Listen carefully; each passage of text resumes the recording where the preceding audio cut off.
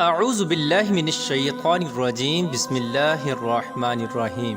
اللہ تبارک و تعالیٰ کے نام سے شروع جو بڑا مہربان اور نہایت رحم کرنے والا ہے۔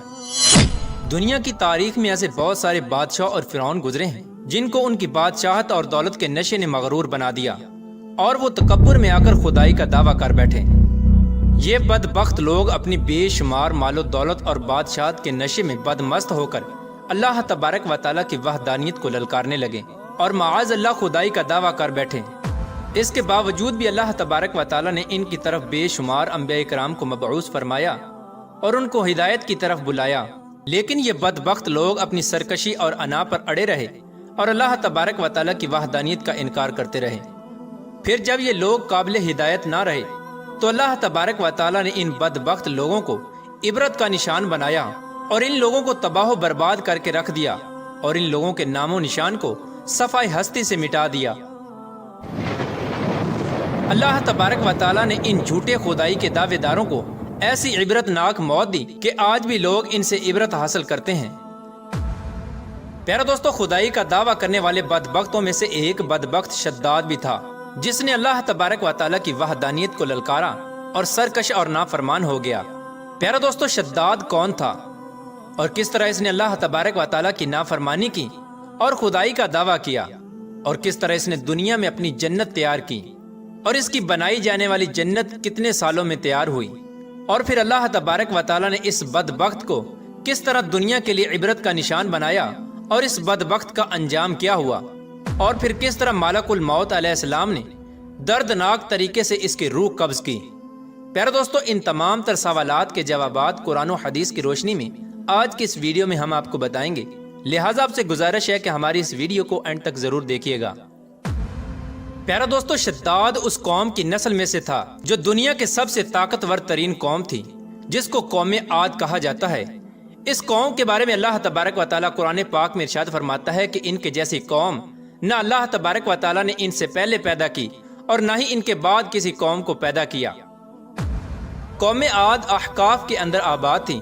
احقاف ایسی جگہ تھی جہاں ریت کے بہت ہی بلند و بالا ٹیلے تھے، اور احقاف کا یہ علاقہ یمن اور عمان کے درمیان بکھرا ہوا تھا۔ اس علاقے کے اندر قوم عاد 8,500 سال پہلے آباد تھی۔ اس قوم پر اللہ تبارک و تعالیٰ کا یہ خاص کرم تھا کہ اللہ تبارک و تعالیٰ نے اس قوم کو دنیا کی سب سے طاقتور قوم بنایا تھا۔ اس کے ساتھ ساتھ اللہ تبارک و تعالیٰ نے اس قوم کو سرسبز و شاداب باغات اور وافر مقدار میں کھیت عطا فرمائے تھے۔ اس قوم کے پاس بے شمار جانور تھے اور پینے کے لیے میٹھا پانی تھا۔ اس کے علاوہ بھی اللہ تبارک و تعالیٰ نے اس قوم کو بے شمار نعمتوں سے نوازا تھا۔ چنانچہ اس قدر مال و دولت اور نعمتوں کی فراوانی کی وجہ سے یہ قوم بھٹک گئی اور اللہ تبارک و تعالیٰ کی نافرمان قوم ہو گئی اور یہ باغی ہو گئے۔ ان کی ہدایت کے لیے اللہ تبارک و تعالیٰ نے حضرت ہود علیہ السلام کو ان کی طرف مبعوث فرمایا۔ حضرت ہود علیہ السلام اس قوم کو اللہ تبارک و تعالیٰ کے حکم سے تبلیغ کرنے لگے اور اللہ تبارک و تعالیٰ کی وحدانیت کی طرف بلانے لگے، لیکن یہ قوم اپنے کفر و شرک سے باز نہ آئی اور حضرت ہود علیہ السلام کا مذاق اڑانے لگی۔ شداد جو کہ اسی قوم کی نسل میں سے تھا، وہ اس قوم کا بادشاہ تھا اور یہ 2 بھائی تھے۔ روایات میں آتا ہے کہ ایک کا نام شداد تھا اور ایک کا نام شدید تھا۔ شدید پہلے بادشاہ بنا اور وہ فوت ہو گیا۔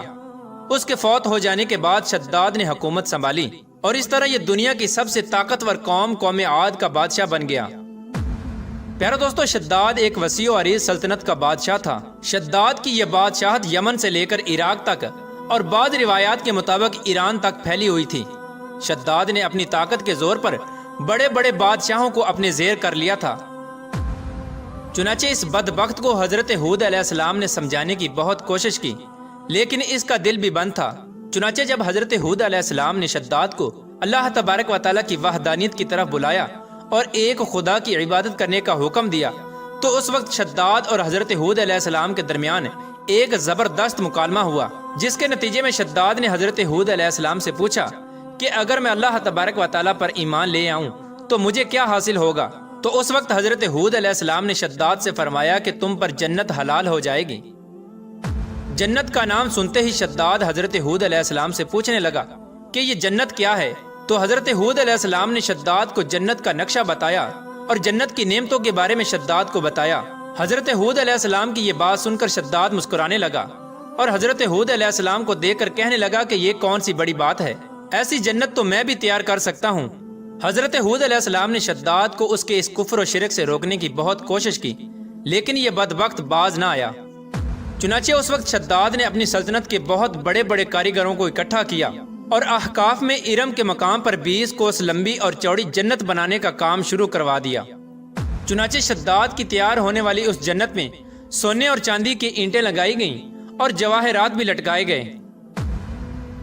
اس بدبخت شداد نے اپنی اس بنائی جانے والی جنت میں شہد، دودھ اور پانی کی نہریں بھی رواں کر دیں اور دنیا جہان کے خوبصورت درخت، پودے اور پھول بھی لگوا دیے اور اس جنت کو طرح طرح کے جواہرات سے مزین کر دیا۔ قوم عاد چونکہ پہلے ہی بلند و بالا پہاڑوں کو تراش کر محلات بنانے کے اندر ماہر تھی اور شداد کی سلطنت میں تو یہ فن عروج پر تھا، چنانچہ ریت کے ان بلند و بالا ٹیلوں پر بہت بڑے بڑے ستون کھڑے کر دیے گئے اور ان بلند ستونوں پر بڑی بڑی سونے اور چاندی کی عمارتیں بنا دی گئیں۔ شداد نے یہ فیصلہ کیا تھا کہ جب تک اس کی بنائی جانے والی جنت تیار نہ ہوگی اس وقت تک وہ اپنی جنت کے اندر قدم نہیں رکھے گا۔ چنانچہ شداد کے حکم کے مطابق جنت تیار ہونے لگی اور شداد اپنے محل کے اندر بے صبری کے ساتھ جنت کا کام مکمل ہونے کا انتظار کرنے لگا۔ شداد کی اس جنت کو تیار ہونے میں 12 سال لگے۔ 12 سال کے اندر جب یہ جنت مکمل تیار ہو گئی اور اس کو طرح طرح کے ہیرے جواہرات سے مزین کر دیا گیا اور طرح طرح کی خوبصورتی سے مزین کر دیا گیا، تو اس وقت شداد کو اس کی جنت کے تیار ہونے کا پیغام پہنچا دیا گیا۔ چنانچہ شداد جنت کے تیار ہونے کا پیغام سنتے ہی بہت خوش ہوا اور شداد اپنی جنت کو دیکھنے کے لیے اپنی فوج کو ساتھ لے کر جنت کی طرف نکل پڑا۔ چنانچہ شداد ابھی جنت کے دروازے پر پہنچا ہی تھا کہ اس نے اپنے سامنے ایک شخص کو کھڑا دیکھا۔ شداد اس شخص کو دیکھتے ہی پہچان گیا اور اپنے حواریوں سے کہنے لگا کہ یہ شخص مجھے جنت میں داخل نہیں ہونے دے گا۔ تو اس وقت شداد کے حواریوں نے شداد سے پوچھا کہ یہ شخص کون ہے اور یہ جنت میں کیوں نہیں داخل ہونے دے گا؟ تو اس وقت شداد نے اپنے حواریوں سے کہا کہ یہ ملک الموت علیہ السلام ہیں جو کہ میری روح قبض کرنے کے لیے آئے ہیں اور یہ مجھے جنت میں داخل نہیں ہونے دیں گے۔ اس وقت شداد بدبخت ملک الموت علیہ السلام سے عرض کرنے لگا کہ مجھے صرف اپنی جنت میں قدم رکھنے کی مہلت دے دی جائے، لیکن اللہ تبارک و تعالیٰ کی طرف سے مقررہ فرشتے نے جواب دیا کہ مجھے اللہ تبارک و تعالیٰ کی طرف سے حکم ہے کہ میں تجھے تمہاری جنت کے اندر قدم نہ رکھنے دوں۔ شداد ملک الموت علیہ السلام کے سامنے بہت رویا اور گر گڑایا، لیکن ملک الموت علیہ السلام نے اللہ تبارک و تعالیٰ کے حکم کی تکمیل کرتے ہوئے شداد کی روح قبض کر لی۔ چنانچہ شداد کی موت کے بعد حضرت جبرائیل علیہ السلام نے ایک زوردار چیخ ماری اور شداد کی بنائی ہوئی ساری جنت زمین کے اندر دھنس گئی اور غائب ہو گئی۔ شداد کی اس عبرت ناک موت کے بعد حضرت ہود علیہ السلام نے قوم عاد کو بارہا مرتبہ سمجھایا، لیکن قوم عاد باز نہ آئی۔ حالانکہ شداد کا یہ انجام قوم عاد کے لیے کافی تھا، لیکن جب انسان کی عقل پر غرور کا پردہ ہوتا ہے تو چاہے شداد ہو یا شدید، اس کو کسی کام کا انجام دکھائی نہیں دیتا۔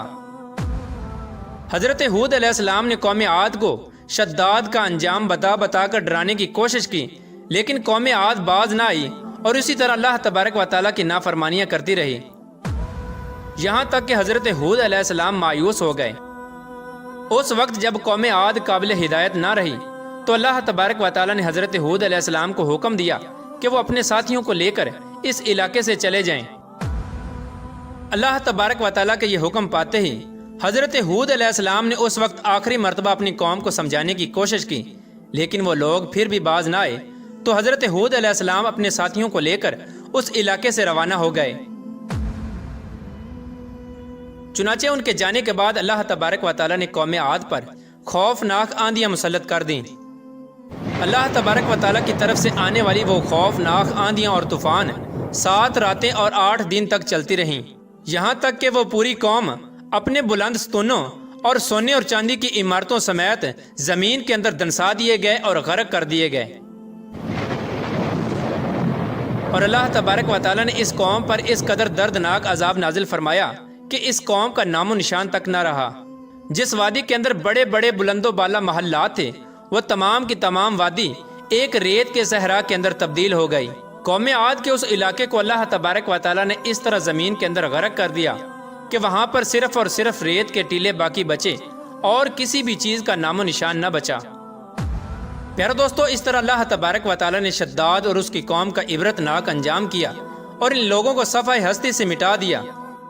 اللہ تبارک و تعالیٰ سے دعا ہے کہ اللہ تبارک و تعالیٰ ہمیشہ اپنے حضور عاجزی اور انکساری کے ساتھ زندگی گزارنے کی توفیق عطا فرمائے اور حضور صلی اللہ تعالیٰ علیہ وآلہ وسلم کے بتائے ہوئے راستے پر چلنے کی توفیق عطا فرمائے۔